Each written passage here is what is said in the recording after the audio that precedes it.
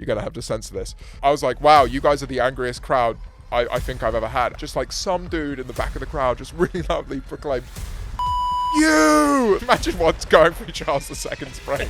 He's like, why am I here? Why is this gorilla speaking to me? I came on stage and I just like absolutely broke down into tears, and I was just like, I cannot believe that's just happened. I feel that was a real pivotal moment of my life.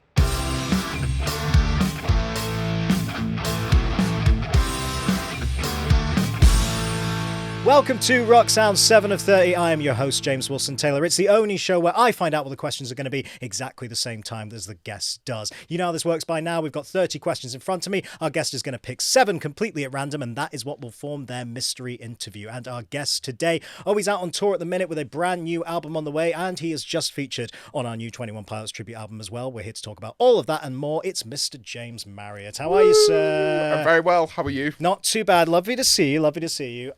Before we get into your mystery questions, then let's talk about what's going on, man. There's loads going on with you at the minute. We were just saying off camera here about, festival season started for a start. You seem like a busy man already with festival dates in the calendar. Yeah, right? I mean, we've got a couple more this summer doing Transmit and Boardmasters. Very excited for those. And then we got, I think I've said we've got 51 shows this year. Man. And I've only played, I think, 6 this year so far. So it's all very towards the back end of the year. But yeah, very excited to go back to America. Nice.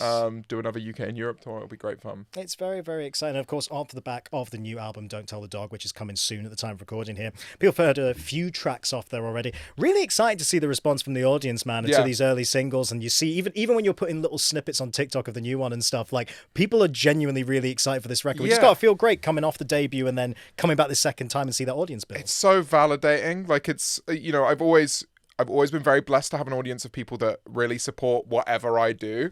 And it's just been exciting to see them rally behind the newer stuff. And the newer stuff seems to have a bit more of a wider reach than my earlier work. So it's, very exciting on all levels. I'm also excited. I'm happy that I've been able to work out what like short form content promotion is for me and how to make it on my terms, which has been a really big awakening with this release, because I'd never really worked it out before with Are We There Yet. So it's just been quite fun to sit down with my my content manager, Kiwi, and just talk through the most dumb ideas and turn the art into something which is fun to reproduce in a short form way as well. So I saw you dancing down a bowling alley on TikTok. That's always fun. That one, I mean, I imagine by the time this interview comes out, that's actually for a music video. Amazing! It's so a similar theme. Love that. So that is actually, I shot that on the day of the music video shoot. That's great. So there's 3 TikToks which will come out, which people will start going, okay, hold on, there's another one of him in a bowling alley. But yeah, it's basically a music video where I'm bowling against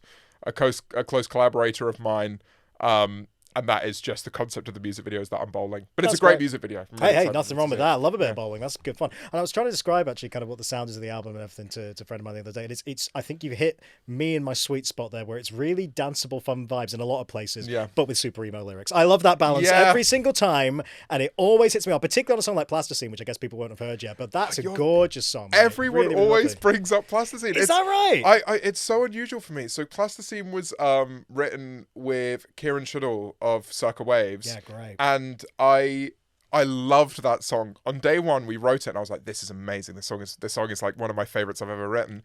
And I think just because of that initial energy I had towards it, and I kind of like was like, "I know this is going to be on the album." I put it to the sidelines, and then worked on so many other tracks, like Food Poisoning and It's Only Love, and How Could I Say No, and different album tracks.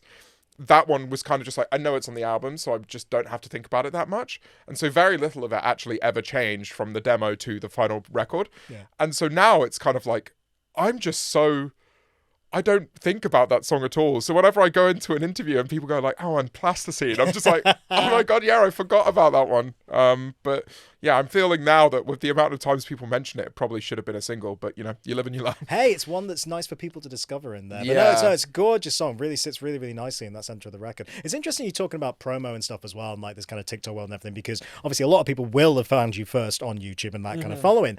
But what I've always found interesting is that you kind of have done what a lot of people do now, which is like they start out as musicians and then it's like they use YouTube and those kind of Oh, platforms yeah. to find their audience. You very much did do that. You were very Yeah. much a musician first, and it's just interesting the way that whole kind of conversation around the use of those types of media has completely flipped even since you started. Yeah, out, I think. almost had to rediscover it because I think there's a thing with you need to kind of have content to support your art. If you're not like a Radiohead type or just someone who's let the music speak for itself. Yeah. I would say like Wonder Horse is probably a good example of yeah. like a band that doesn't really need to do content because people will do the content for them. Yeah. And there will be enough discussion around them online that they'll kind of be pushed online anyway.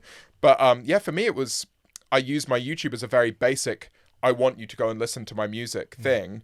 So I've kind of come from that kind of section of internet music, but I never kind of worked out how to naturally incorporate my music into my content. It was always very like, I have an album that's coming out, or this is a song that I have, or go and listen to this, here's a snippet. Whereas now it's kind of learning, how can I, have my personality come across in content that actually involves my music and have it kind of be this cross-promoting thing.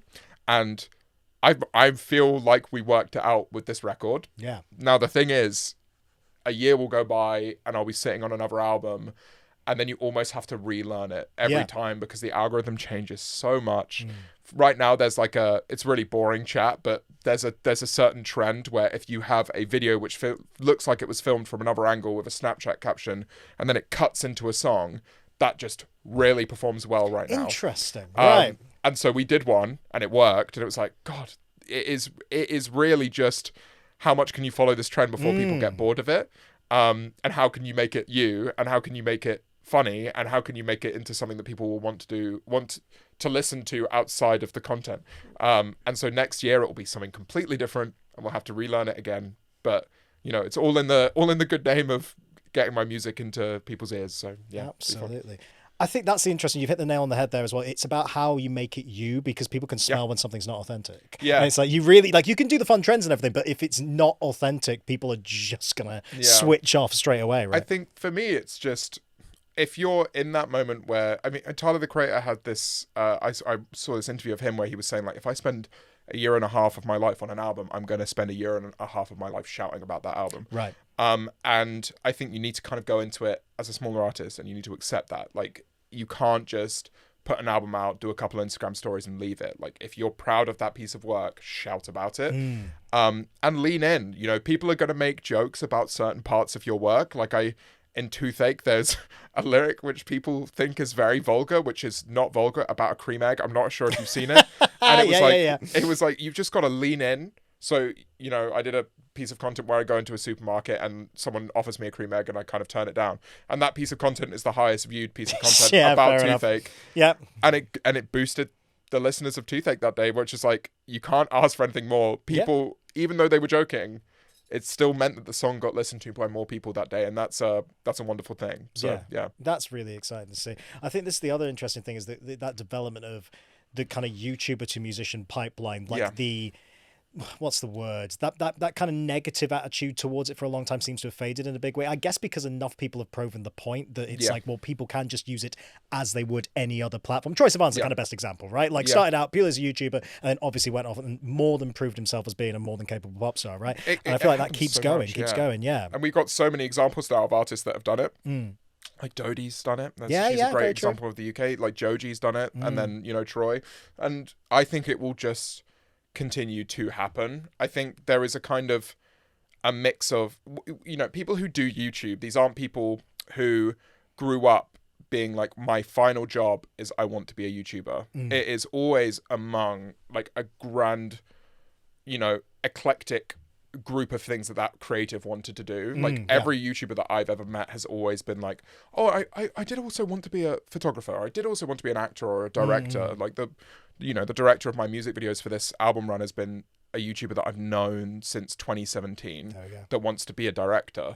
And now he's able to do that because of, starting his career through YouTube. So it doesn't surprise me being on that side of things. I know that I have other friends that are talking about releasing music that are YouTubers, and that they come to me every now and then and ask me a little bit of advice. I'm like, how would I go around promoting this song on TikTok? And I think it's a lot more common than people realize But there is still that fear that a lot of these creators have where it's like, if I do something like this, am I going to get laughed at? Yeah. Truth is, yeah, you're going to get laughed at. If you're making art and if you're doing something that is like, you know, in and of yourself, and you're deciding something about yourself or talking about something within yourself and throwing it out there and pushing it.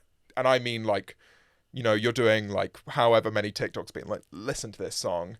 You're always going to bump into people that are like, one, no, or two, I just did and I hate it. Yeah. And then three, also, they came from YouTube. This is another thing I can use against them. Right. And that's fine. You know, if you I think you can't go into the world expecting everyone to like you unless you also like absolutely everyone you ever meet. And that's just not the case. So you're always going to have people that you like. You're always going to have artists that you see online. You're like, oh, I don't really like, I'm not a huge fan of that. Or, you know, you're always going to bump into people and be like, oh, not sure about that person. They gave me off-ish vibes, even if they did nothing wrong. Yeah. So I think you've got to go into that expectation as a creator, as a creative, and that's fine. Yeah, no, that is absolutely fine. It's about finding your audience and the one that's going to actually work towards what you're doing. That's the entire point. Yeah, you can never please absolutely everyone. There's no such thing as a song that every single person on the planet likes. Yeah. Doesn't exist. But no, it's just really nice to see how people are using that platform and kind of trying it in different ways and stuff like that. Yeah. Before we get into mystery questions, let's obviously mention the thing that we just collaborated on. Thank you so much for being part of this pilot album. Like, honestly, when that came in the inbox, I was jumping up and down with excitement. It's such a great take on the song. So unexpected, so very you. It's exactly what we wanted. We wanted people to not do like a carbon copy of the song because the song already exists, and you just took that, you ran with it and did something that's very, very you, obviously tipping your cap to how much you loved the song in the first place anyway. But it's so fun, man. Tell me just, I guess, about the initial ideas and kind of approach to your version of Fairly Local. So I remember we got it in the email, and I remember thinking to myself, I was kind of speaking with a friend of mine about it. Actually, a close collaborator of mine, Jono, I was speaking to him and I was like, I honestly think I couldn't have.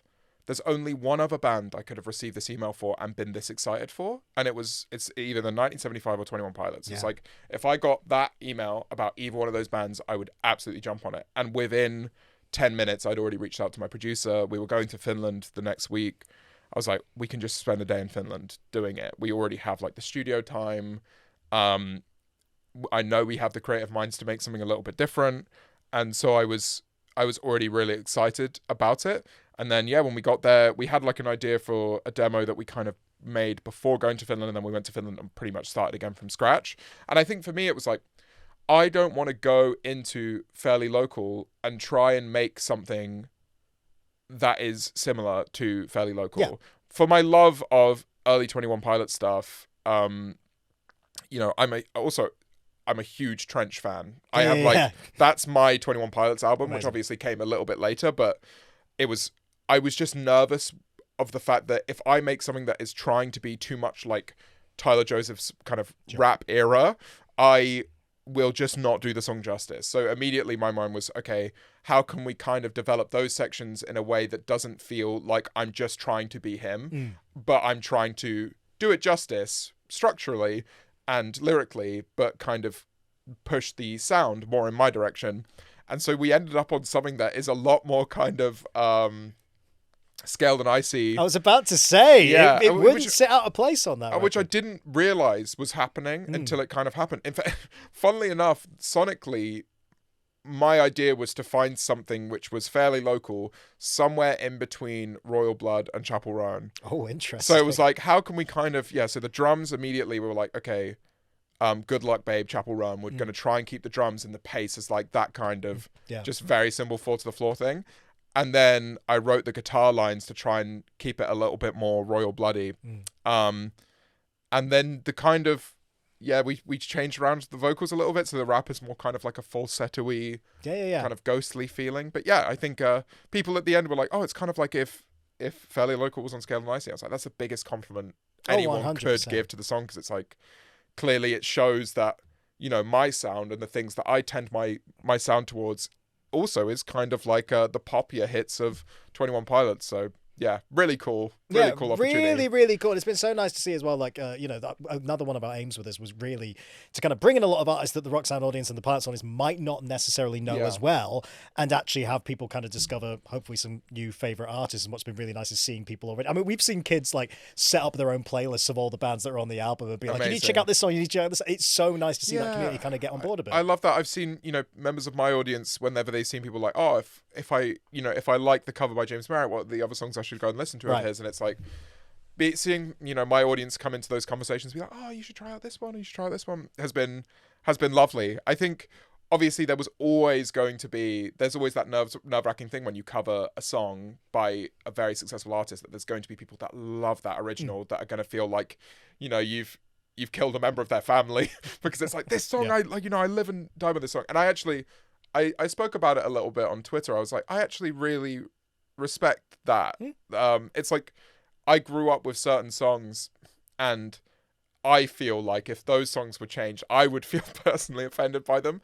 And I'm glad that the 21 Pilots have an audience of people, even in those most extreme cases, where they just live and die by that art, and they absolutely adore it.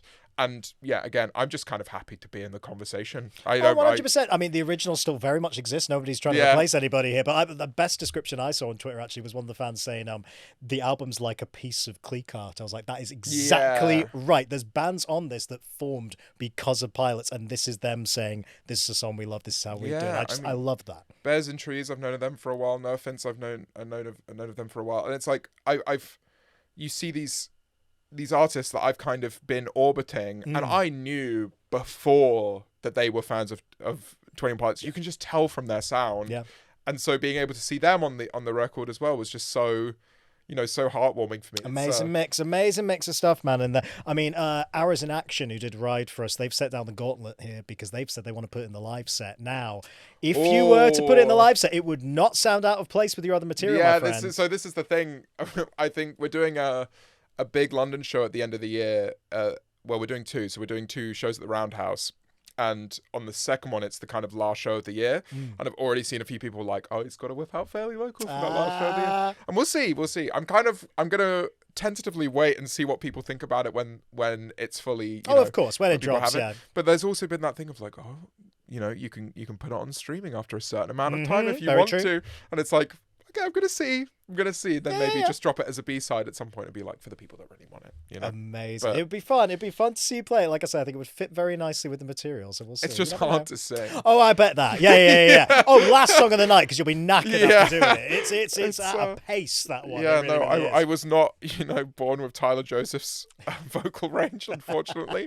But I tried. But you tried. No, it's a great effort, man. Okay, man, really, really good. I can't wait for people to hear the full thing. 21 Pilots are on the cover of the latest edition of Rock Sound as we celebrate a decade of their landmark album Blurryface, and to really celebrate, we've put together a special tribute album, Blurryface Reborn. It features artists including James Marriott, Royal and the Serpent, AWOL Nation, Hours in Action, and loads more. You can get the full album exclusively with your copy of Rock Sound, so make sure you pre-order yours today at shop.rocksound.tv.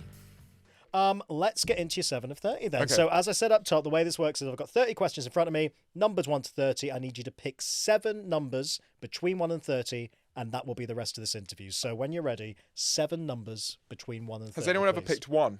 Yeah. Oh, I was going to say. You want to be an original? Wait, you're saying no? Yeah, they have. Sure they have. Maybe in one that Matt behind the camera hasn't seen yet. Yeah. Yes, there we go. 1. There we go. You can have 1. There we go. What else? Oh, I've got to pick them all right now. We want them all now. Okay. Has anyone ever picked just 1 to 7? I don't think so, actually. If you wanted to do that, we could do that. But I feel like, you know what? Yeah, let's do that. There's no wrong answers. All right, we're doing 1 to 7. There we go. Okay, well then one more question. Do you want to go 7 to 1 or 1 to 7? Ooh, 7 to 1. 7 to 1. Yeah. Here we go. That's my lucky number, so we'll start with 7. I like it. Okay, this is why we mix it up. This is a horrible question, imagine. Yeah, we just really front-loaded with the really, really tricky ones, because no one will ask that. Yeah, all right. 24 to 30 are actually very loving questions. super simple. No, it's all good. Okay, let's start then with number 7. Name a time that you got starstruck. Ever got starstruck meeting anybody? I have. I got starstruck. Funnily enough, I mentioned the 1975 earlier. There's 2 times I've been starstruck. Mm-hmm. One of them was by Matty Healy on a flight. Amazing. I was sat I got on a flight and I looked to my left and I was like, oh my God, that is definitely him. And then I turned to my friend on the right. I was like, George, that is Matty Healy to my left, isn't he? And then he kind of leaned forward and went, I don't know what he looks like, to be fair. And then well, that's no help. Yeah. Why'd they lean forward? And then someone who was working on the flight came on and went, so Mr. Healy, if you need anything. I was just like, great. Oh my God. And it was a flight from LA to London, so it was wow. a long flight, and I just had to sit there and pretend he wasn't there for the whole thing. And then at the end I was like, hello Mr. Healy, lovely to meet you. Also, I've come to a bunch of your shows in the O2. Thank you so much for doing what you do. And he was like, I'll say hi to you outside of the plane. I was like, oh, no. And I just kind of walked off. I was like, there's no way I'm stopping to say hi to him again. That was like so embarrassing. So that was one. I'd say another was when I was playing Reading and Leeds on the main stage. They kind of like Reading, it was main stage. Leeds, it wasn't. It was like a very last minute addition. So I was kind of like the opening slot of the main stage, which is a pretty tough slot because it's like no one's in the festival whilst you're setting up. Yeah, and then like 10 minutes before you get on, you see the doors open. So you're like, okay, I'm looking at that door there and I'm seeing the amount of people coming through that door. And I'm like, there cannot be that many people who are like, they've had the Friday. They're probably, hungover on whatever kinds of things.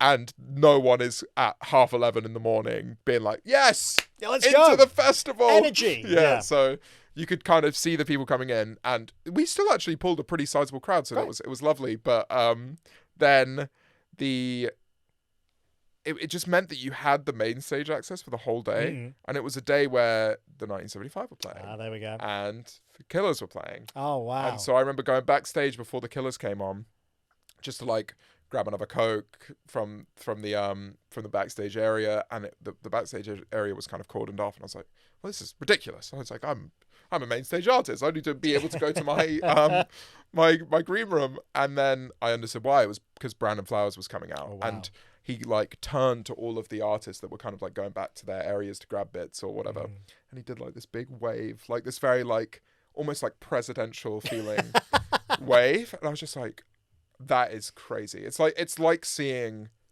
a Ken doll. Yeah, he's a very good looking man. He is just like chiseled out of stone, and he gives off this just superstar-esque aura, and he didn't even look at me, and I was still starstruck. I was just like, wow, that's crazy. I love that. And then one of the best festival sets I've seen in my life. Like, it was just immense. They are the festival band. There's no getting around it. Just anthems for days. It's and that lineup for Reading and Leeds. This was a couple of years ago. Was it last year or a couple of years ago? So it was the one with when 1975 did self-titled in full. Self-titled, and then also I think Sam Fender were one of the Liam Gallagher, the Killers. It was just like, it was an immense. That must have been last year. Yeah. I mean, the Killers. I credit Brandon Flowers with bringing back the concept of the frontman in many ways. I feel like that early 2000s. I mean, the first album was what 2004, and like at that time it was just a lot of indie boys with guitars stood behind the microphone. A lot of shoegazing, and then in comes Brandon Flowers. He's like, "Do you want a keyboard solo?" Yes, I do. Yes, I do want a keyboard solo. Vegas. Actually. Yeah, he really is. And I just. Oh my God, that set was just fantastic. And and ever since that set as well, I've gone back and listened to a bunch more of the Killers records.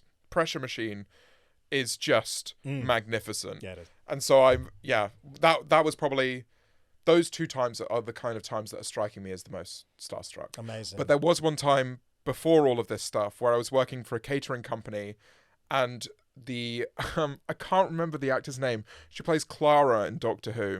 Oh, Jenna Coleman. I was working in catering. There was this Levi's sponsored flower power thing at the Victorian Albert Museum. Right. It was like an event for a new gallery.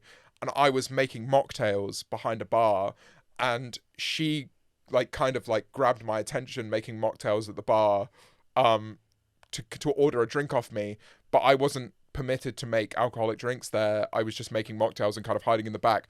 But I remember she kind of stopped me to kind of make her a drink, and I just remember being like, oh my God, that's you're that person. And I just kind of stopped. I was like, I'm so sorry, I can't make you a drink unless you want a mocktail. And she just completely ignored me. Oh man. But I was like, wow, that was special. That was mate. What a moment. And because I was a bigger guy then. I mean, I'm still a pretty big guy, but I was, you know, I think I had like a 38-inch waist, maybe bigger.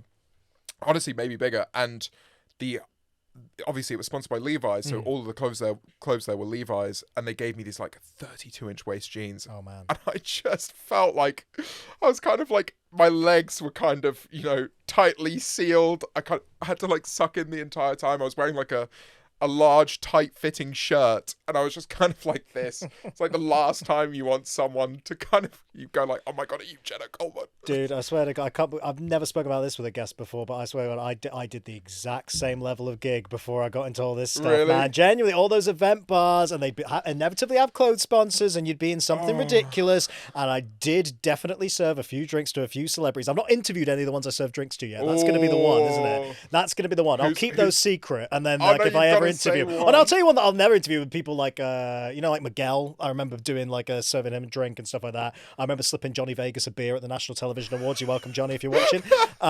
Things like that. But yeah, if I ever get one of the Rockstar ones, I'll have to bring it up. But yeah. No. Weird gigs. But that's the funny thing is like you see so many creatives doing that in the early days as well. It's almost those kind of first jobs when you're trying to break it. It's like when you're in, especially when you're in London as well, it's just like you've got to do anything. Yeah. Like I worked at Spoons, and I remember having like a podcast episode come out. That was a very small podcast I had, but and I remember people at Spoons kind of like joking about it with me and being like, oh yeah, you're working in a bar, but you think you can do a podcast or whatever.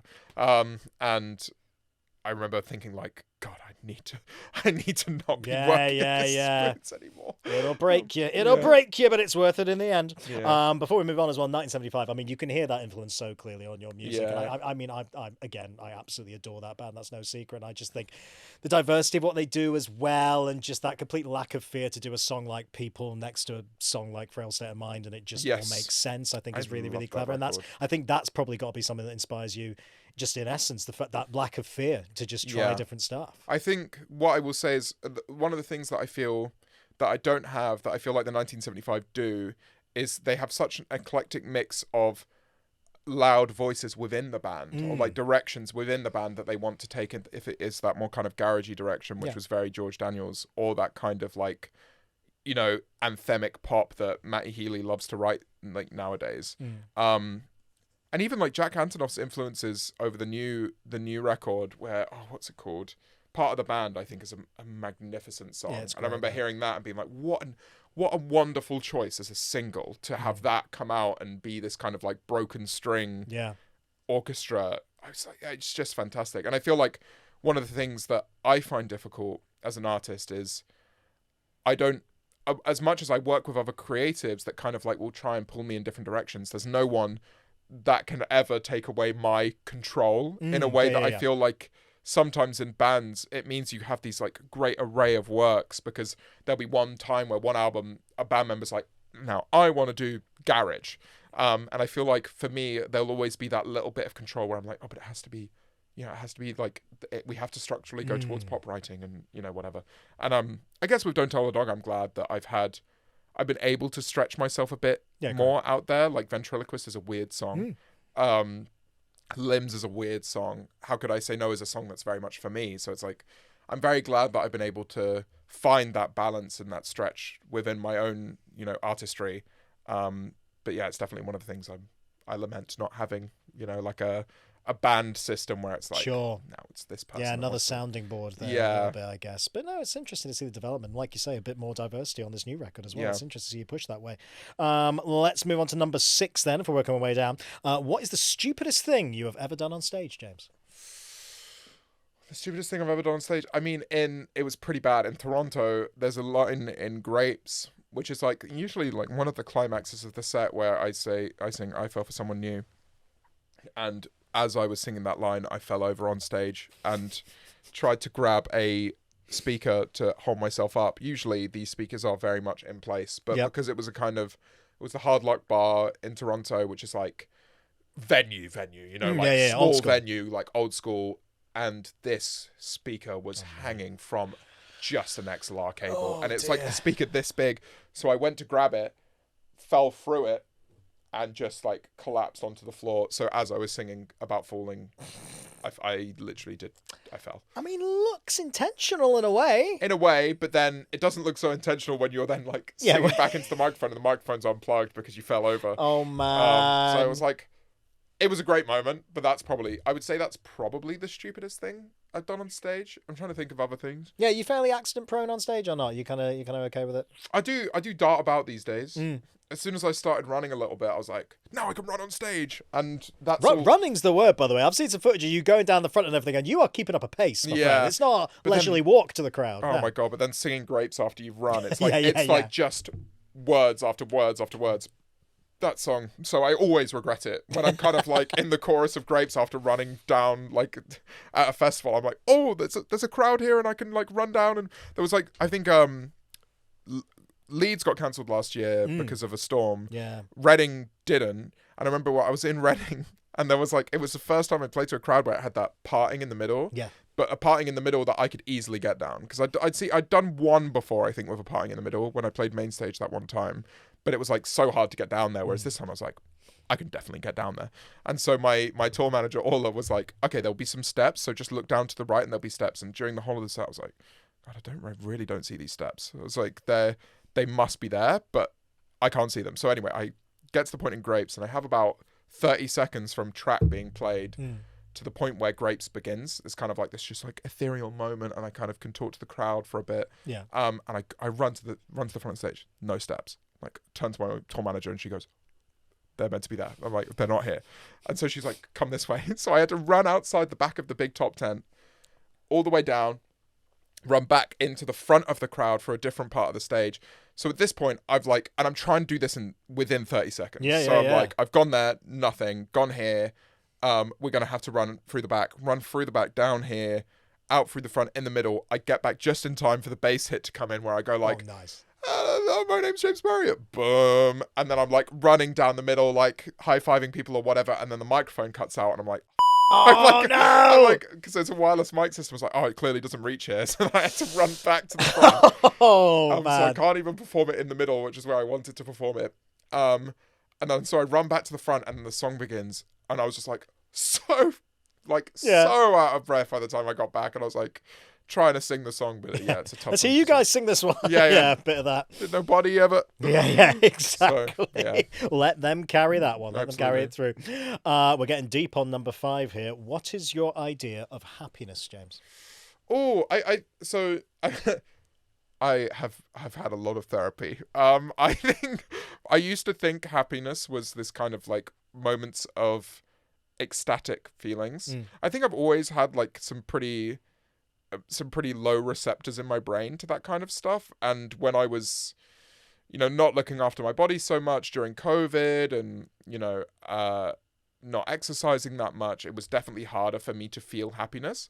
And so now I've kind of understood happiness as contentment or just feeling like, your day-to-day is just kind of level.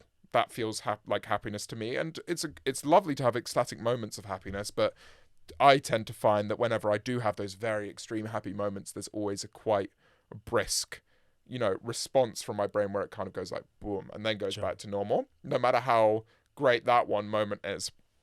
So I just try and take every moment as it comes in terms of, I still feel a lot of emotion within my music. Like It's Only Love released last month and I watched the premiere of the video and saw the response to it and I was like, I got really emotional about it, which I was surprised that it's happened even, however many songs I've released now. I was surprised it happened this many and I was like, I'm surprised I still really care about this moment, but I really do. And I had a few tears to myself and I was very, very happy for that. But yeah, I'd say happiness for me is kind of consistency and, trying to strike a balance in what is quite a bumpy ride. So yeah, I'd say that. Contentment's underrated, man. It's very underrated. No, it definitely established that base around you, especially when you're in a job like this where, it is always all over the place all the time. It's obviously a lot of fun, but yeah, you're having that kind of, if safety net consistency, I suppose is the right word. Yeah. And I had this thing where, so the album was recorded in July, and when I'm recording an album, I'm just so into it and so locked in. We went away to Big Jelly and Ramsgate for 3 weeks.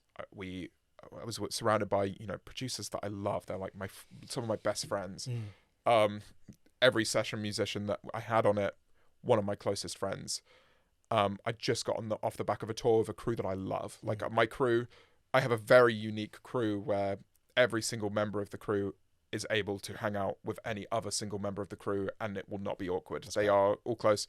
We went to Australia late last year, and as soon as we got back, we had a roast, and every single person came. So it's like no person on the tour. I always want to make it clear that like no person on the tour feels out of place, and everyone loves each other. That's so nice. So it feels like a family. So you have that, right, where you're like at X amount of time, let's say like a quarter of your year, you're maybe even more, a third of your year, you're performing music with a family.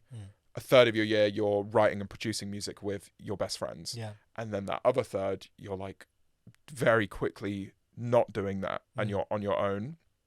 And that has been so tough to like work out as an artist mentally. You're at home. I live on my own.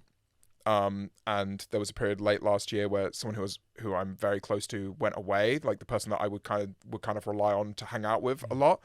And I was just on my own. My music was done. Would have been stupid for me to like go and write another album after I just finished writing one. I was like, I want to have like a bit of distance, but I also wasn't performing yet. And so I just had this moment of like, well, what do I do? And I was struggling to sleep. I wasn't eating very well. I was exercising every single day. Nice. And I was like, how is this not helping me? Like I'm kind of like super locked in. I'm looking better than ever, feeling better than ever in terms of my physical health. I have more energy than ever, but I'm struggling to sleep at night. And you've got to work out a balance between these things when you have like quite a weirdly structured life of like, you know, I feel like January next year is going to be a really tough time for me. And it's weird being able to predict that, but it's like, yeah, if I'm touring, if I'm going to play 50 shows in the last quarter of this year, I'm going to come off that tour and be like, where are my family? Right. Like you're living on a bus with, you know, 10 to 12 people that you love, and then you're back at home living on your own again, and you're like, where is everyone? So I think, yeah, happiness, I'd say, is trying to strike a balance between those moments and try to, you know, level your head in those really extreme moments of, you know, playing these shows, having these adrenaline highs and adrenaline dumps, and then trying to work out where you kind of sit in the balance of that after you come back. So yeah, I'd say that's happiness. No. I think that's a very, very good point. The other interesting thing as well, though, I suppose, is that when you do have those big euphoric moments, like you say, I think it's such a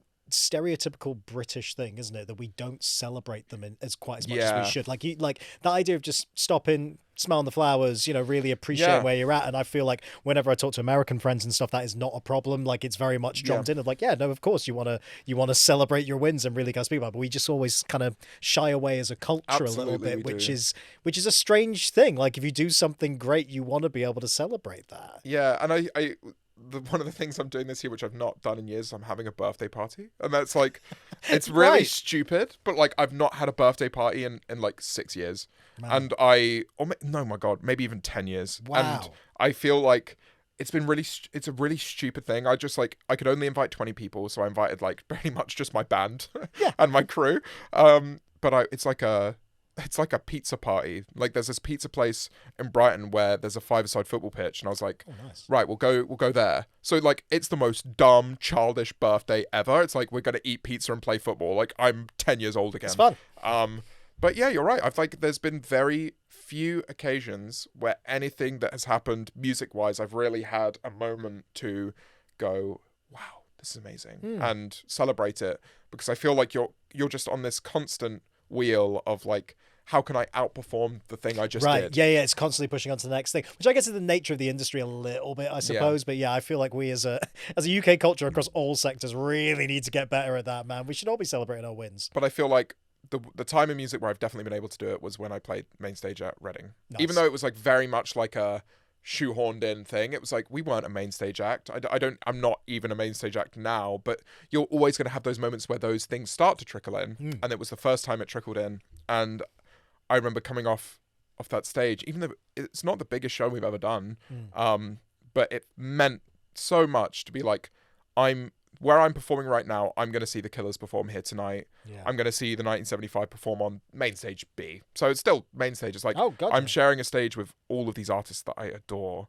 And I did that. And I came on stage and I just like absolutely broke down into tears. And I was just, I cannot believe that's just happened. And there's still moments like that where I have those kind of pinch me moments. I think for me, I want to play at O2 Brixton because I've seen so many artists there. Yeah, what a venue, exactly. And I think I would like to do a one-off show there next year, just to have like a really like end of the album. This cycle's done. We're going to play it once, and then I'm going to go back in and make another album. So yeah, that's my that will be the next pinch me, I think. That's a really good goal to have. What a venue, man. It leads very nicely on to our next question, actually. Number 4, what city do you most look forward to visiting on tour? So this is controversial because I've said this before, and then for reasons, I can't like say that I'm playing a show here yet, but I can. Apparently now I can, but I can't announce it. Yeah, fair enough, yeah. And Glasgow is an the amazing best. city to play. Don't get me started.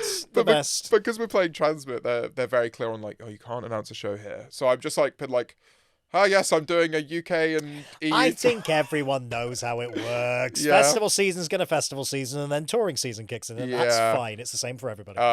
But now that I've seen some artists have started announcing their shows in Glasgow, so it's like, mine's coming. But it's like Glasgow is just like every single time they're just so up for it. And I'm so excited to go back to Glasgow.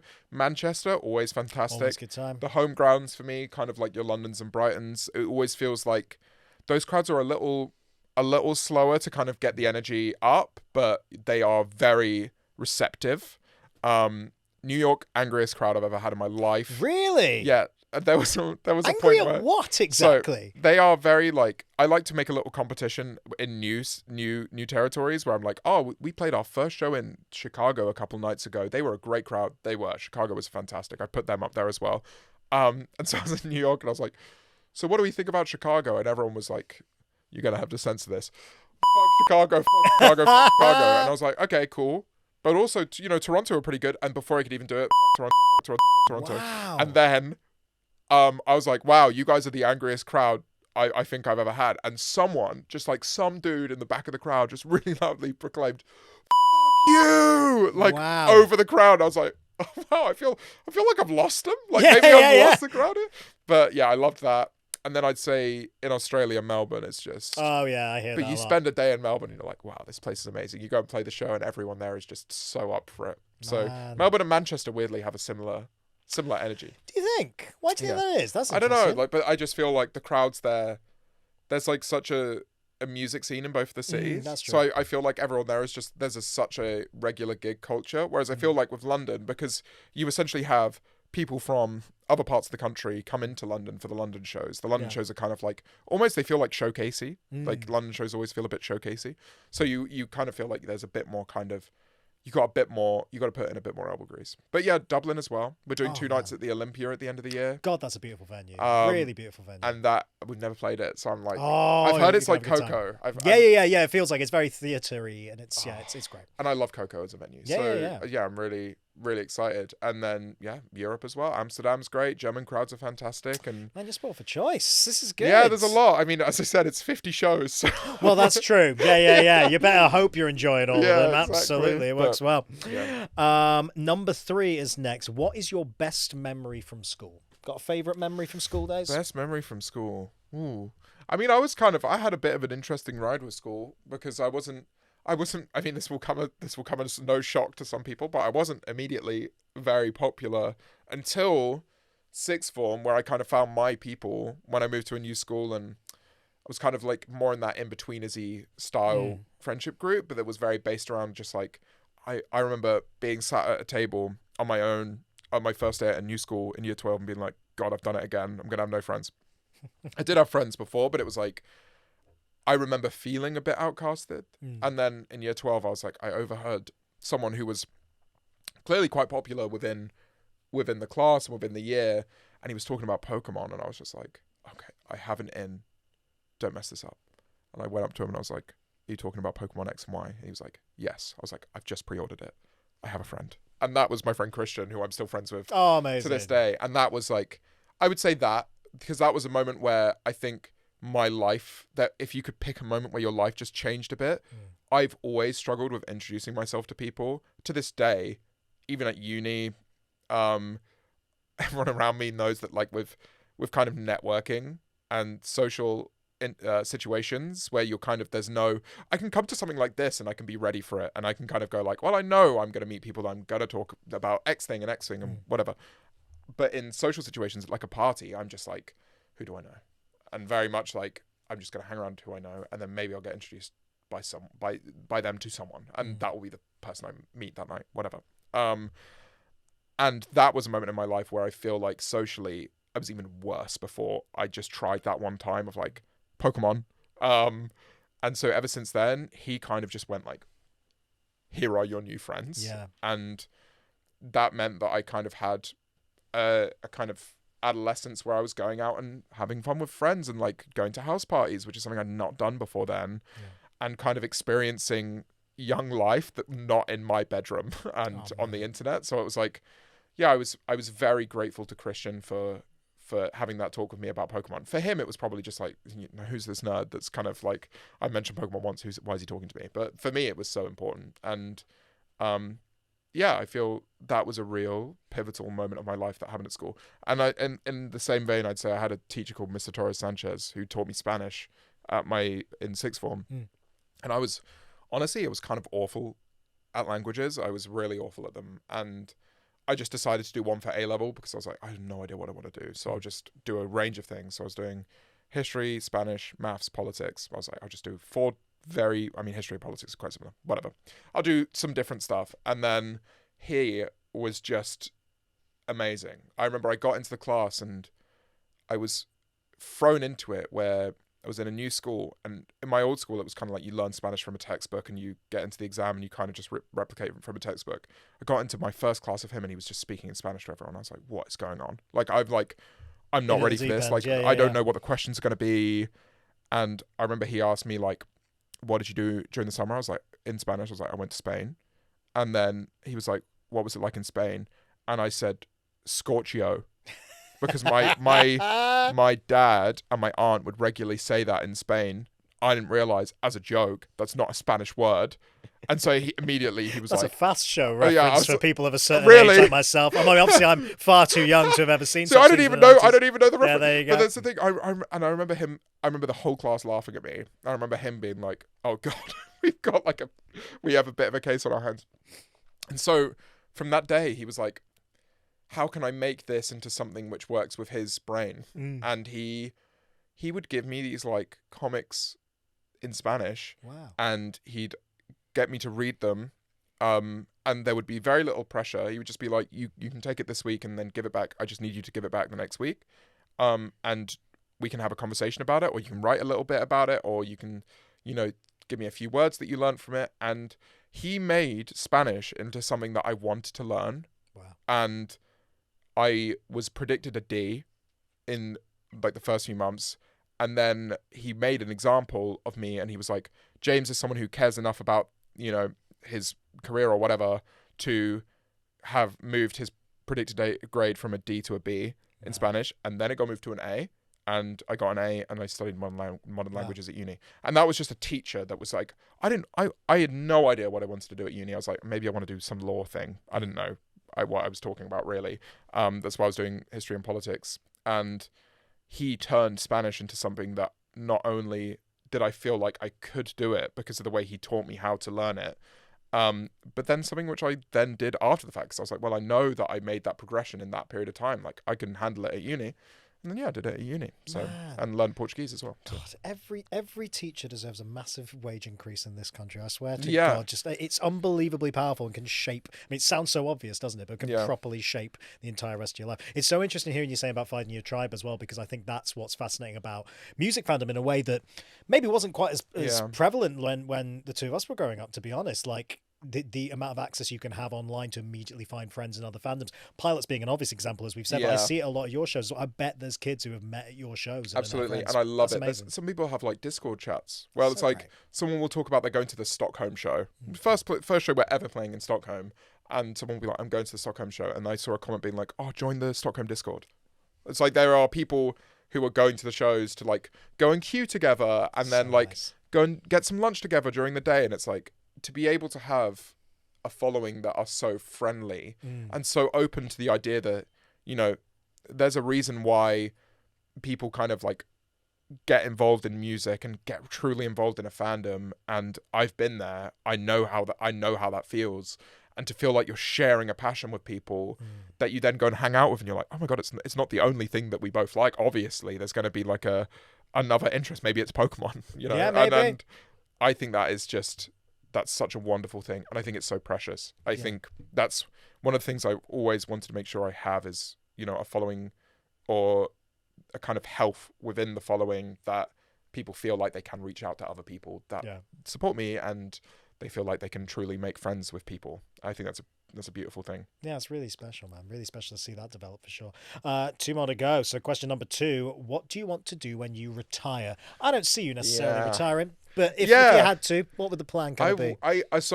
Funnily enough, I was speaking about this the other day. I feel like my dad is quite similar. Like he is just a workaholic. He has like multiple projects outside of his main work where it's just like, kind of feels like he needs to be doing something, and I can see that happening in a myriad of ways for me.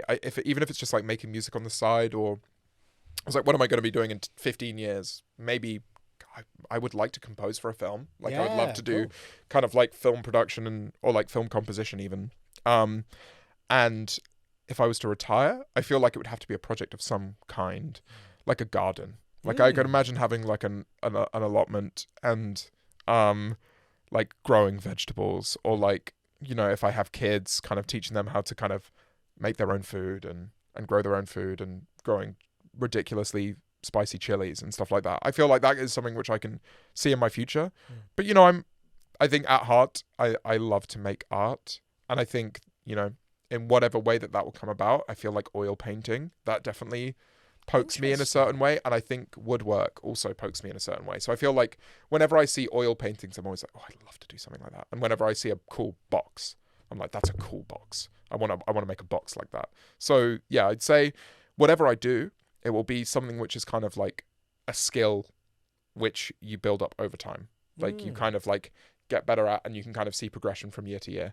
It will never be something kind of like short and kind of like instant reward stuff. I feel like I've kind of grown out of that now. So probably not gambling, which is a good thing. That is a good thing. Yeah. Not so. It sounds like something a gambling addict would say. Though. If you suddenly took that up as a retiree, it's like, and now here we go. Let's hit the casinos. Let's hit the slots. Let's do it. That works. Yeah, I guess it's the interesting thing, isn't it? Now that like you see so many artists across careers where there's that age thing. I mean, yes, it's still very prevalent. It's like, okay, if you're in your 20s, that's kind of the peak moment where a lot of artists get signed and all this kind of stuff for a number of reasons, I suppose. But at the same time, you see so many artists even breaking through on their debut, you know, 40s, 50s, whatever, like that. It feels like it's a very slow change, but it's a very nice change to see that kind of positioning where it's an industry entirely funded by youth is hopefully kind of changing a lot more. And like that, yeah. What I find interesting now, as someone who came from the internet towards music, and now I've kind of dipped my toes into the industry a little bit, I've kind of understood a bit more about why it feels as though people who are older or people that have kind of had a moment in the past can have these moments again. It's like the Hoosiers, for example. I think the Hoosiers are due a big moment where they'll kind of like, everyone will go back and listen to Goodbye Mr. A and go like crazy. We were talking before about Muse. I feel Muse are about to have a moment where everyone will go back and start listening to the old Muse albums. And it's because artists don't have to rely on kind of marketing spend. So it's like there's no part of, you know, like an artist that released music 25 years ago, having to be like, right, well, I've got to go and put a bit of marketing spend into kind of PR and radio and ad spend on TV or whatever, or like I have to be on TV for this thing or whatever. You can just make content, and content can find people. So I think we're now in this age where, you know, it's not like the X Factor age where you had like the over 25s and you'd think like, oh my God, they're like practically retired. You just go online and you receive content and you do not think about how old these people are. You just go, wow, that's a song that I relate to, or I like that hook, or that song's still going around my head. Like there's a song I think they're called Balu Brigade. Oh, right, don't get me started. And they have a Balu song coming Brigade, out. they are absolutely phenomenal. Yeah. Talk about linking it all back. They've just been supporting 21 Pilots on the Bison Tour, which is where I saw them live for the first time, playing Reading and Leeds this year. I could bang on about this band all day. That album is going to be phenomenal. Man. Yeah. Like, the singles are so fun and so good. And when I'm driving, I know that they supported 21 Pilots. Other than that, I know absolutely nothing about this band. But I heard that song for the first time the other day, and I just went, God, that's really good. And that's what I mean. It's like, they've hit me, not because I don't know who they're signed to.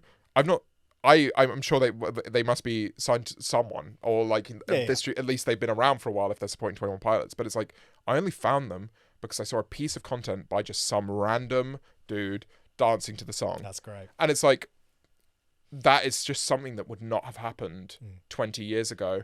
And so for that reason, I feel like we kind of are going to be seeing a lot more artists having moments at later points in their life, because they're not having to rely on being trendy or like sexy to a label. They can just be themselves. Yeah. And especially in an era of AI music as well. It's like people, I think there's a reason why people really connected to that Charlie XCX album, because I think it was just, there's that one song, I think about it all the time, that song, that the verse lyrics are just her talking about how she's, thinks about like, do I want kids or do I not want kids? But it's such like I think there's a line of like, I was in Stockholm, Sweden, it was quite cold. And it's like, AI can't give me that feeling. AI can't reproduce the feeling of like, I just feel like Charlie XCX went into a writing room and went, I just need to get this out. Yeah. And I just need this feeling, as pure as it is, to just be put out there. And I felt it. And I absolutely felt it. And I think we're allowing artists to have those kinds of moments now, because it's not all about writing a hit. Obviously, there's hits on that album. It's a fantastic album. But it's like, those moments in albums, I think, are becoming more likely again, and I think that's fantastic. Yeah, God, that's so true, isn't it? So true. It's those personal connections again. It always comes back to that. It's, you can find a massive audience just because, even though the culture's so fractured, there's these little pockets online where actually there's a big crowd for your music that you just got to tap into. And people are subconsciously longing for artistry now. People are like, I'm seeing, the new 21 Pilots album that's coming up, Breach, is it called? That people are so excited for that, and people are so excited because of the way they're promoting it and marketing it, and it's interesting. And I think people are, it's so easy to hear music now, which is, it's just kind of like not reinventing the wheel and kind of just like cut and dry this style thing. I mean, AI is doing it. There's like so many songs which are blowing up on TikTok that are very clearly just AI. And there is yet a bigger push in the general music market. I think there is a bigger push towards artistry. And like, I think that's one of the reasons why I've been very fortunate to have the following that I have, and people that will listen to Don't Tell the Dog, and they'll hear that it is just exactly the thing that I wanted to make. Yeah. And I think as long as artists do that and promote that honestly, they are due a massive amount of success, because people are starting to feel the difference between like an AI song and an artist. That's like, every song on that record, you feel like they wanted that to be there, and not because they put it through some system that was like, you need to have the hook in this place, and you need to have the, these lyrics aren't quite, right. You need to have a TikTok moment. It's like, no, every single part of this is because I wanted it to be there. And I think that's ultimately, I think, at least maybe I'm being too optimistic, but I think with the rise in AI music, I think there is just going to happen. There's this subconscious response to it that is happening and is going to continue happening. Yeah. I hope. No, I very much agree, to be honest. I think it's all about personal connection music, and you see it on any level. And I think, that's just impossible with AI, really. Yeah. So it's, I want to feel like I can personally connect with an artist when I'm listening to what they're trying to say. And can't get that with a computer, kids. No. There it is. Question number 1. What song would you want to play at your funeral? Ooh. Yeah. Oh, that's a really... It's a toughie, isn't it? Tough one. I had an answer for this, and do you mind if I check my Spotify? Please do. Because I believe I mentioned this, or I spoke about this with a friend maybe last year. So I feel like if I go on my 2024 playlist, it should be here. Oh, interesting. Oh God, I feel like Starlight by the Superman Lovers is probably up there. Sorry, what an absolute banger. How dare you say that as if it's a joke? That is an absolute banger on banger. I just want whatever it is, I'd want it to be a song which people can't help but dance to. I think that's the thing. If I was to do, if I was to do something that was a little too sad, then I feel like I would kind of just bring the tone down. I mean, obviously being dead, it's not really my fault at that point. Well, yeah, very true. But that or something, LCD Sound System, maybe. Oh, you know what? Actually, what LCD Sound System song would it be? Daft Punk is playing in my house. Nah. It gets people going. It's maybe too obvious, but it gets people going. Sound of Silver. Sound of Silver, talk to me. I think. Ooh, I want to pick it. Hold on. I know what album I want it off of. Interesting. It's This Is Happening. I want it off of This Is Happening. While you find it, quick question. Starlight Lovers, what was Superman Lovers? Starlight. What's the song that beat it to number one? Anyone remember? Anyone in the room? No? Bob the Builder. You're welcome. You're you joking. Keep that for a pub quiz. I remember. You know what I heard the other day? Go on. The 1975 have never had a top 10 song. That can't be true. They've never had a top 10 song. Chocolate didn't make top 10. Man, there we go. Yeah. That's fascinating. And they've had 4 number one albums? That's mad. Yeah. I think they've only ever had number one album. That's crazy. Is it? Okay, I know it's the opener of This Is Happening, and for some reason, it's not coming to my head right now. We'll drop it in. We'll drop in the title. No, I feel bad because I'm seeing them. I'm seeing them next week as well. So I need to get this up. We'll just have to cut. Quick Wikipedia. It's fine. You're all good. It's just I don't have connection in here. What do you want me to look up? That's could probably you? much easier. You want track 1 of This Is Happening by LCD Sound System. Right, here we go. Oh my God, I don't know why this is... Sorry, we're going to edit all this so it looks like it just happened. It's absolutely fine. I even have This Is Happening saved. Oh, Dance Yourself Clean. Dance Yourself Clean, yeah. Great song. With the synth hit towards the end. Very good song. I can't wait to see... Honestly, I can't wait to see them live. It's like... So I'm working at Amazon Music's... I'm kind of... a presenter for something at Primavera Barcelona next week.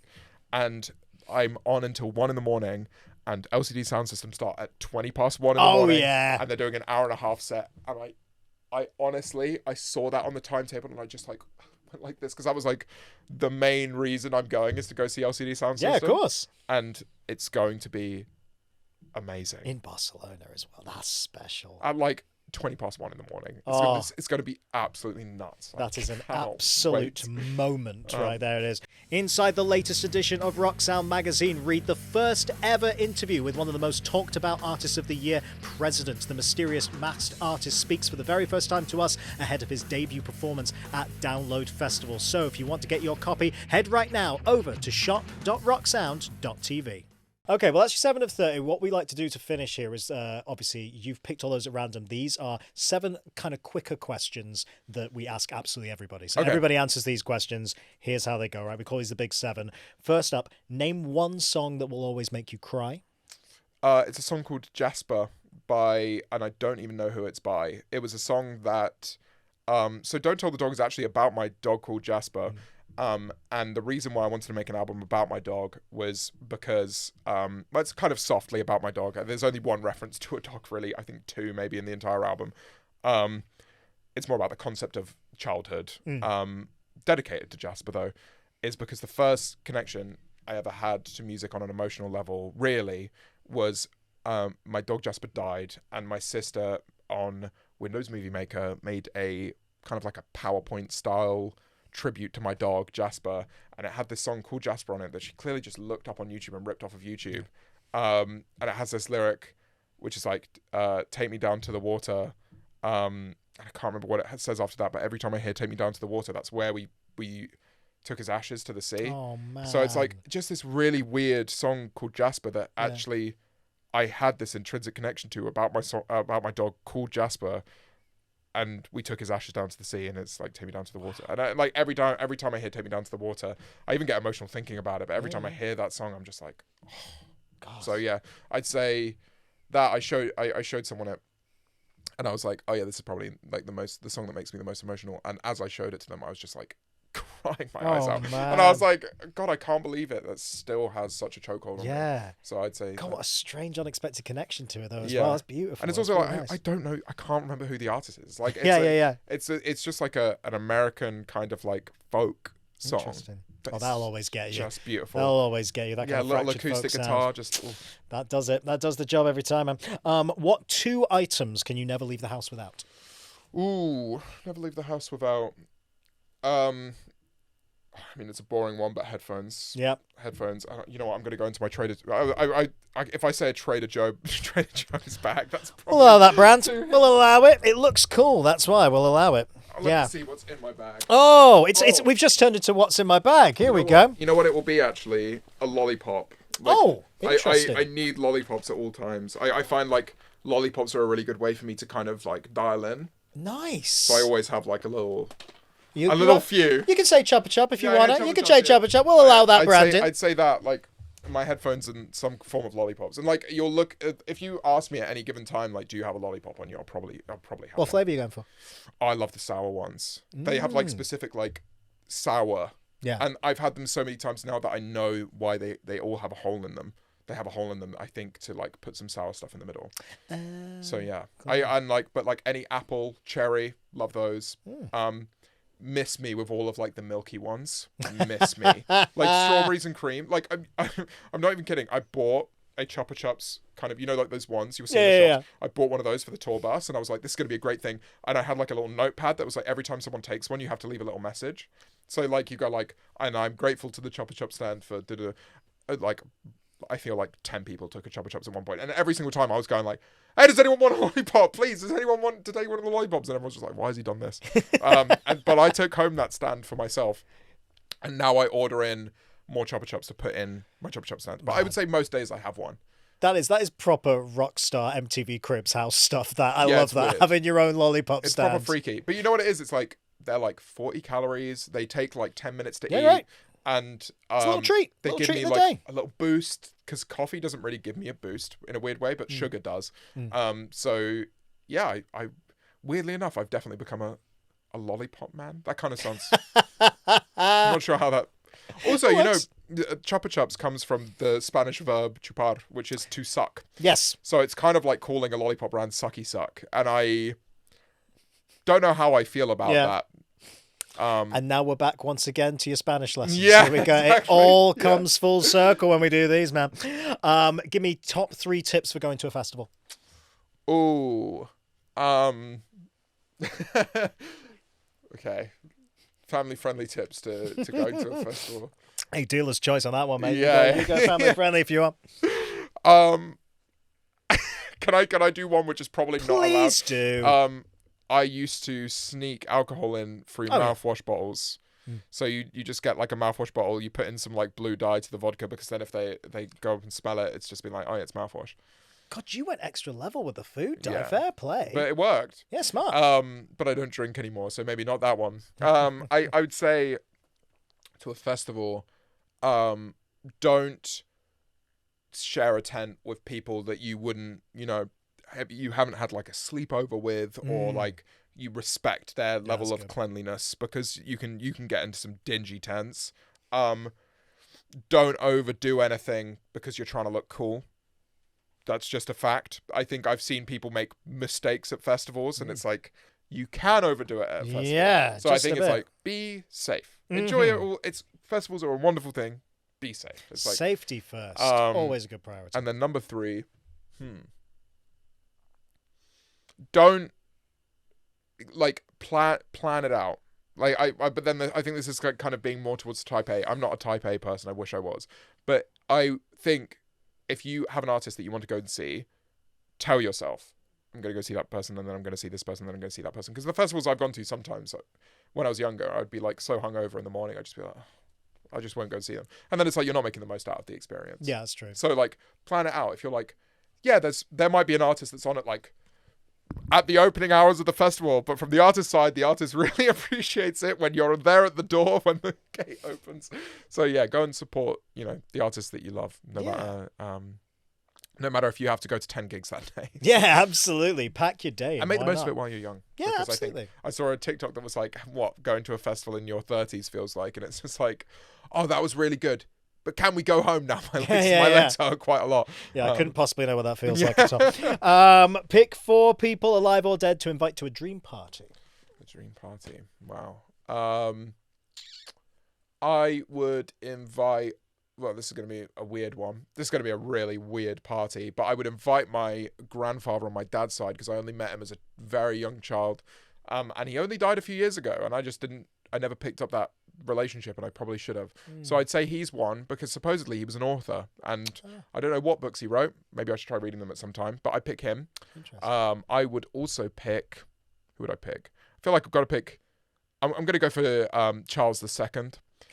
I feel like he was like the party king. That's so good. Yeah. That is the best choice we've ever had. That's so good. Yeah, I love that. Supposedly he was like very well loved, and I think it would be cool to have just like a little conversation with someone that was very well adored in that era. And I feel like he'd be like, what the hell is going on? Like, why am I here with like just a boy and his grandfather? So I think Charles II would be a really fun dynamic to have in that. Yeah. Ooh, who next? I think... Can it be an animal? Sure. Coco the gorilla. My God, this is the greatest answer we've ever had to this question. Actually, I would say there was an albino gorilla that was really popular in the zoo of Barcelona, and I remember going to that zoo and seeing pictures of this gorilla everywhere and being like, wow, I really want to see this gorilla. But that or Coco the gorilla. I don't know. One of those gorillas. Great. Or both if I can have them. Coco more communicative, I imagine. Yeah, but I feel like that would be... Imagine what's going through Charles II's brain. He's like, why am I here? Why is this gorilla speaking to me? Like, I mean, would Charles II have even known that a gorilla exists? God, that's a question. Possibly not. Well, maybe. I'd show him an iPhone. I'd be like, look at this. I mean, that's going to blow his mind immediately. He'd have a great time. So Coco the gorilla, Charles II, my grandfather. Together at last. Together at last. Ideal blunt rotation. And then, we'll have Tyler Joseph there just to say thank you. Amazing. There we go. Just to say thank you for helping. But now we have this connection, because of the fairly local cover. So I would say that would be my dream. That would be my dream party. But this is maybe, we might have explained why I've not had any birthday parties in the last 10 years. Well, because none of those people are available. Because my expectations are just through the roof. Sent Coco this invitation. Yeah, my dead family member couldn't make it, unfortunately. Charles II, though, it's in the post. Yeah, fair play. Yeah, he's not said no. Always on time. Always on time, Charles II. How would you describe yourself in 5 words, please? Okay. I would say I'm persistent. In a lot of the things that I do. I'm trying to compliment myself here because I find that difficult. But I'll use all positive words, or I'll try to. Persistent. I think I'm a persistent person. I try to work hard, and even if I suck at something, I'll always try and be better at it. I'd say I'm quite inward. Like I'm quite introspective in that way. I would say I have a lot. I reflect a lot on myself, and kind of like try and adapt myself a lot if I feel like I'm upsetting anyone, or if I'm kind of not fitting into a social situation. I'd say so. I'm quite inward. I would say I'm quite confident.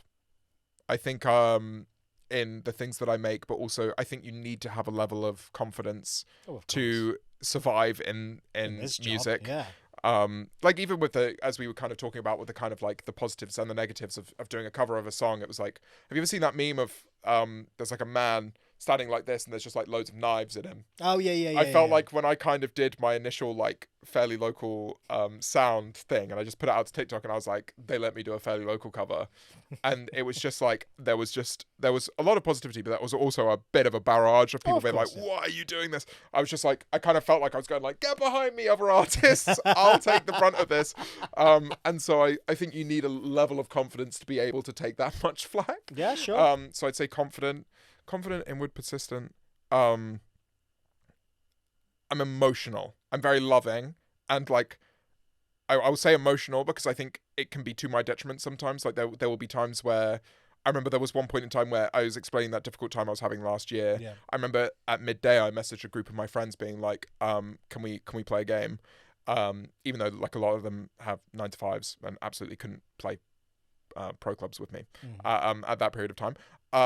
And someone replied to that chat being like, bro is so unemployed, and I cried. So I was like, you don't get it right now. It's a tough time for me. It's not your fault, but like I do feel really like I'm just not doing anything at the moment. And so yeah, I'd say emotional. And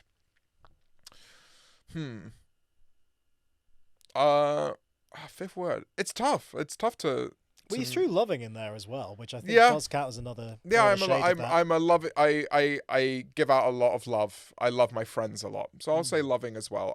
I've had friends before that say like they struggle to say that they love their friends, or they love, like saying I love you to someone is quite a big thing for them. And for me, it's like no, I like to make sure that I'm loving to everyone in my life. And even on show days, I've been told now, and I didn't realize this, I wink a lot on show days to like crew members and to my band. And someone pointed out to me, they were like, you only wink when you're playing a show.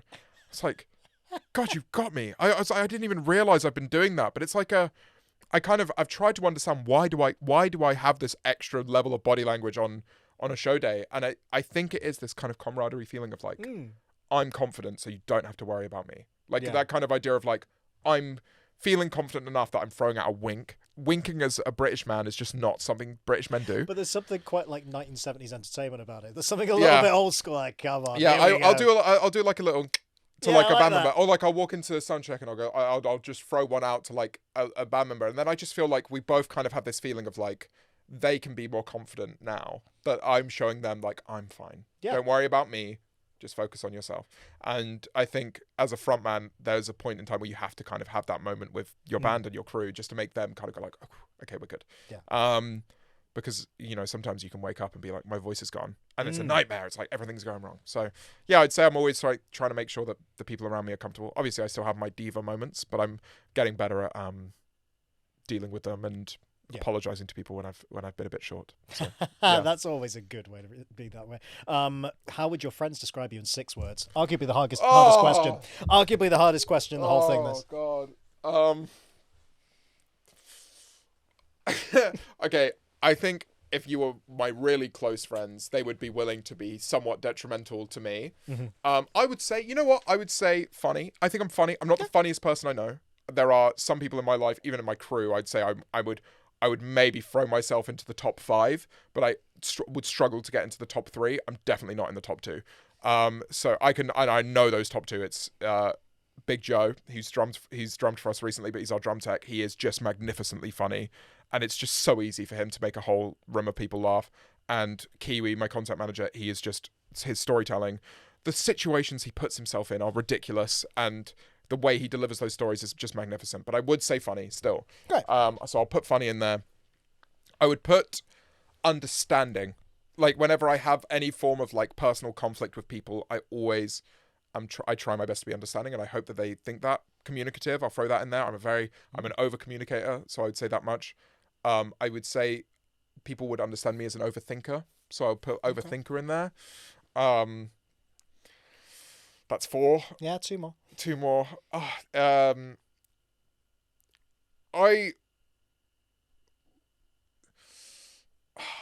don't know. It's tough. I would say I would say that my I think they would maybe put me as I don't even know if I can say this word, but neurodivergent is probably one they use. Say it. You can say it. Because I think I'm not diagnosed with anything, but there's probably, I've had those conversations with therapists and medical professionals. So, but I think my friends get the brunt of that because they kind of, in the ways that I had this thing the other day where I just felt this inner need to catch a certain train, and just very stupidly, while my friend had like a stomachache and very clearly needed to be walked to a station, I just ran off. I was just like, I'm so sorry, I've got to catch this train, and just ran. And it's just like, looking back, the part of my brain that just went, you need to catch that train. It wasn't just you should catch this train, otherwise you've got to wait for 20 minutes. It was like, no, you need to catch this train. So I feel like there are times where I'll make quite not particularly traditional choices, right, and it will feel like I apologize and try and make peace with those situations whenever I do make those kinds of abstract decisions, but there are quite a lot of abstract decisions in my life, so I'd say that one. And I would say changeable. I found this very much recently. I will have a certain opinion on something, especially within my career, or and I will be so confident on that thing, and I'll be like, this is just the way it is. In my head, this is just like the way it is. We've got to do this thing for that thing. And then one person will talk to me and I'll go like, no, this is just the way that it is. And I'm this way or the highway. And then another person will talk to me and I'll go, yeah, you're right, actually. And then the first person who spoke to me will be like, what the hell? I've been telling you this is like the wrong way of going about it. But you've just like decided now that that I was right like a month ago. And I would say that happens in my life quite a lot. Open to change is not a bad thing. Yeah. Let's word it like that. It is not a bad thing. But I'm like, it's almost like this like stubborn streak that will just like randomly dissipate with like very little, prior reasoning. So I'd say that. I hope that, I try not to be too... That's good. That's a good balance. I think that's a good balance. No, it works well. Final question then. So 7 songs. 7 songs of your own. Yeah. That's the set list for the rest of your life. Okay. What 7 songs can never leave that set? Ooh, can never leave. I would say Grapes is a given. I think that's like, even if we don't play it last all the time, we have it at such a pivotal moment in the set. Everyone always loves it live. I think I can't remember a time where we played it and I've not seen someone that doesn't know me or is like less involved in the crowd not be won over by that song. It's just like a very fun song to play live. Don't Blame Me, for me, that's like the most important song for me, because if I am having a bad day for whatever reason, I can throw my energy into that song and I feel great about it. Romanticize This live, I think, is a really good song. So I'd say that. Funnily enough, other than those, really, these other 4 are just going to be more like right now ones. Okay, cool. I actually am very open to a lot of my set list changing, but those 3 feel integral to me. I'll throw in Him because that's just from like an older era. It is fun live. It is clearly not as good of a song as my current work or the work that came after it, like Grapes or whatever. And I feel that when we play it live, I'm playing it, I'm like, this just feels a bit like thinner. Yeah. Overall, and I think I'm aware of its flimsiness in my head, but I will put it there. I'd say Ventriloquist. We've opened with it a few times, and I just adore it as an opener. I think it's really, really good track. I think it's really fun as well. Like the idea, like what we've been walking onto the stage with that kind of great intro. Yeah, it works. And it's just like, I've always wanted that feeling from an opener, and with You Are Here, I didn't feel that. I love You Are Here as a song, but I didn't feel that as an opener, to the point where we never opened with it. Right. So it's like, I think now that I have an album opener that I will open the shows on, I love that, so I'll put Ventriloquist on there. I also think Toothache off of the new record is one which live is really, really cool, to a level that I Don't Want to Live Like This definitely is as well, but if I was to pick one off the album that isn't one of the singles, I'd say Toothache probably over I Don't Want to Live Like This. So that takes me to 6. I think we'll throw one more in there anyway. Yeah, we'll throw one more. I think Car Lights means a lot to people, and so I'll throw in Car Lights as a kind of like, if I was going into a new city, I always make sure to play it in a new city if I'm ever in a new one, because I think there's a part of my audience that kind of need that song, where it's kind of like the internalized.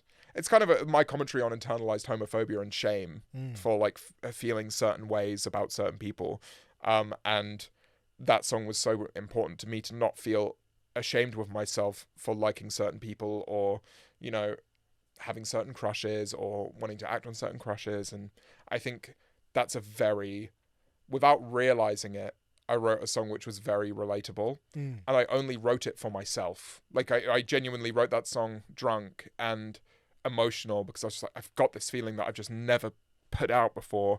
I hadn't spoken about it in therapy. I'd never spoken about it with a friend. And ever since that, I've been able to really talk about in my private life sexuality a lot more, and with my therapist, and you know, and I think I like having that song for people because it feels as if there are people that are going through that same thing, or did go through that same thing, and listen to that song and go, that feel like they're not alone in it, because I felt so alone in it for, you know, my entire adolescence. So I'd say, yeah, I put that in there, which is a very emotional one to end on. But, yeah, but it's the wonderful thing about art, though, isn't it? I always find that with artists, when they're writing a song that is so deeply from what they think is an incredibly specific personal experience, it's almost like the more specific you get, the more it outreaches to a wider area. It's just funny, isn't it? That kind of, you'd think it'd be the opposite, but it really isn't. That's how you get that bigger community connection, is when you've been that specific and that honest about something, because it cuts through. Yeah, it's exactly it. And I think with the Bitter Tongues EP, there was the two moments that really stand out from that are Carlites and Grapes. And I think Grapes, funnily enough, I kind of said for the longest time, I was like, I don't know what it's about. It's just a story I made up.